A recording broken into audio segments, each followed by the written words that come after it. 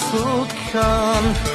বহুৰাত্ৰি অনাবিল স্বপ্ন প্ৰকাশিত বাস্তৱ মোৰ কাষত ক্ৰন্দন বৰষিত আগত সূৰুজৰ দিবা স্বপ্ন